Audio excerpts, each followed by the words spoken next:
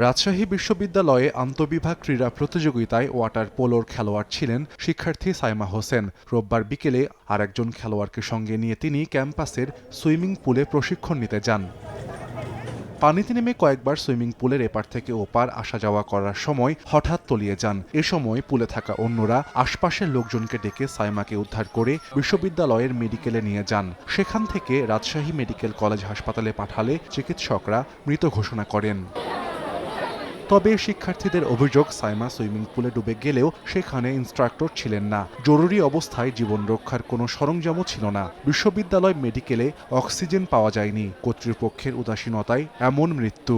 এই মৃত্যুর জন্য আমি মনে করি যতটা সুইমিং পুলের অব্যবস্থাপনা দায়ী, ততটাই আমার রাজশাহী বিশ্ববিদ্যালয় মেডিকেল সেন্টার দায়ী। আশেপাশে কেন ইনস্ট্রাক্টর থাকবে না, কেন একজন সুইমিং স্পেশালিস্ট থাকবে না? ওখানে যে ইনস্ট্রাক্টর উনি তাৎক্ষণিকভাবে যদি উঠাইতেন তাহলে একটা কালক্ষেপণ হইতো না। তবে প্রক্টর জানান, তার মৃত্যুতে কারো কোনো অবহেলা থাকলে তদন্ত করে নেওয়া হবে ব্যবস্থা। শিক্ষার্থীরা যে অভিযোগগুলো করছে সেটা আমাদেরও প্রশ্ন, যে আসলে আমাদের এই শিক্ষার্থী যে মারা গেল, ওর যে শুরু থেকে শেষ পর্যন্ত যে সমস্ত প্রক্রিয়া বা যে সমস্ত ওর জন্য সতর্কতামূলক ব্যবস্থা থাকা দরকার, যথাযথভাবে সেগুলো পালিত হয়েছে কিনা, অবশ্যই আমরা এগুলো প্রত্যেকটা বিষয় আমরা দেখতে চাই। সাইমা বিশ্ববিদ্যালয়ের সামাজিক বিজ্ঞান বিভাগের 2020-21 সেশনের শিক্ষার্থী ছিলেন। থাকতেন মুন্নুজান হলে। তার বাড়ি কুষ্টিয়ায়।